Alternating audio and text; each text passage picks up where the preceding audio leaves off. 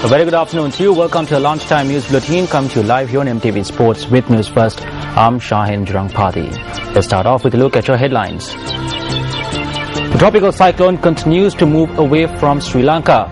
The department says it does not expect the country to be affected further by the cyclone. 7 individuals who damaged several houses in Tangol arrested.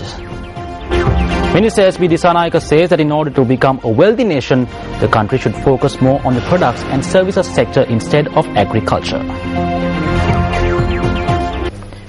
President Mahinda Rajapaksa says that local government has been effective in taking development directly to the people. The president made this statement during his official tour of Uganda. President Rajapaksa, who is in Uganda, delivered the keynote address at the Commonwealth Local Government Conference 2013 in Kampala, Uganda yesterday. Speaking at the occasion, President Rajapaksa stressed on the significance of local government for democracy. A release issued by the presidential spokesman and international media unit notes that President Mahinda Rajapaksa has stated that a certain level of state intervention is necessary to ensure the equitable distribution of benefits and social inclusivity. Speaking further, the head of state highlighted that local government was among the first targets of terrorism and that restoring local government as well as accelerating economic growth were the priorities of Sri Lanka immediately after the end of the war. Ugandan President Yoweri Museveni, delivering the inaugural address at the conference, assured Uganda's presence at the Commonwealth Heads of Government meeting in Colombo this year. While making headlines this afternoon, the Department of Meteorology says that the tropical cyclone which affected the island is gradually moving away from the country. The Department of Meteorology says it does not expect the country to be affected further by the cyclone. Now, meanwhile, due to the heavy rains experienced in the Central Hills, large amounts of silt and garbage have accumulated in the Castlereagh Reservoir. Irrigation engineers at the Castlereagh Reservoir say that rains experienced in catchment areas in the Central Hills have caused silt and garbage to collect in the reservoir.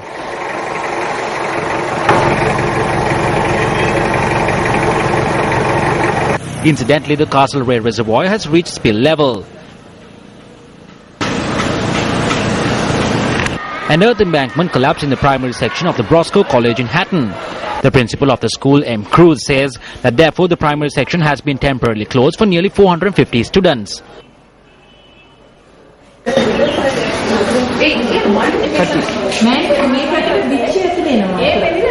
Meanwhile, the earth embankment which collapsed onto the upcountry railway line was removed this morning.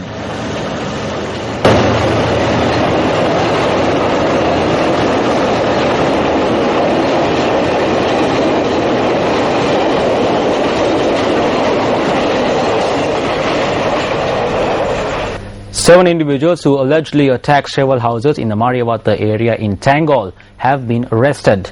According to the police, 14 houses were damaged in the attack. Now, 2 area residents were also injured in the attack, which took place last night. Our correspondent in the area said the injured are currently receiving treatment at the Tangol Hospital. Investigations into the incident are underway.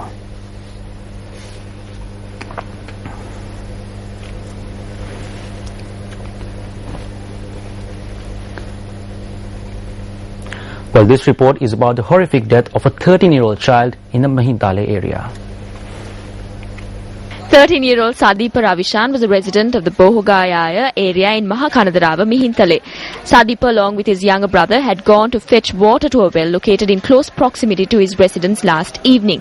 Sadipa's brother, who is nearly 3 years younger to him, filled the buckets with water and brought them back home with the support of a wheelbarrow. However, when he returned to the well, he noticed that his elder brother, Sadipa, was missing. He later found out that his brother had fallen into the well and drowned. Sadipa was a grade 8 student of the Mihintale Mahavidyalaya.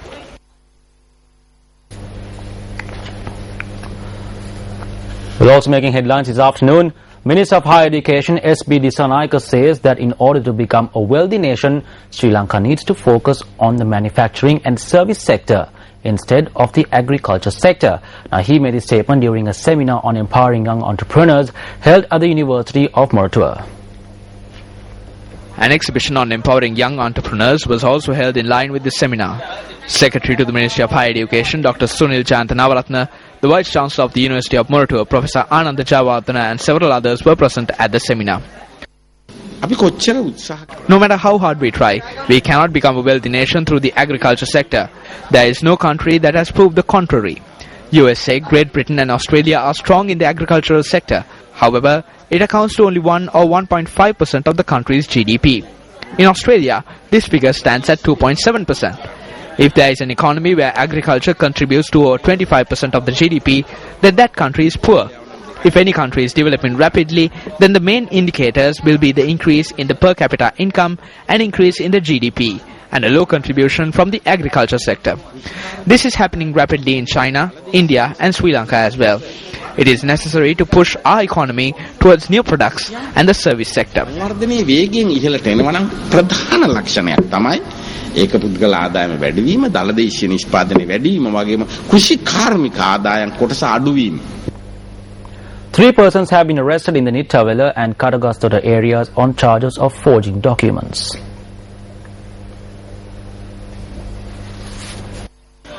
The 3 suspects, who are residents of the Nittawela and Kadagastota areas, were taken into custody yesterday following a tip-off received by the Police Special Task Force.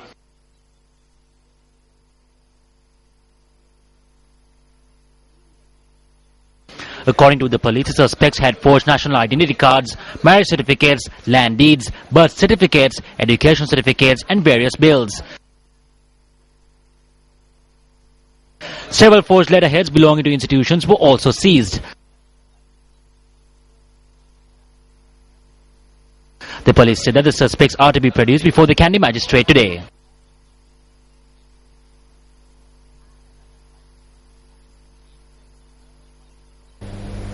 Meanwhile, the Colombo Crimes Division has uncovered a racket in the Borella area where fake certificates are used to obtain identity cards. According to the police, a woman has been taken into custody in connection to the racket. Equipment which were used to print false certificates and documents have also been taken into police custody. The police says the woman has been able to procure identity cards from the Department of Registration of persons using these documents. Another phase of the series of media workshops conducted by News First is underway at the Idamegama Central College in Kandy. Now, this is incidentally the 90th media workshop organized by News First. Now, students from neighboring schools also attended the workshop at the Idamegama Central College. The workshop educates children on how to compile and present a news bulletin. Students also gain practical knowledge and experience about the media at the workshop.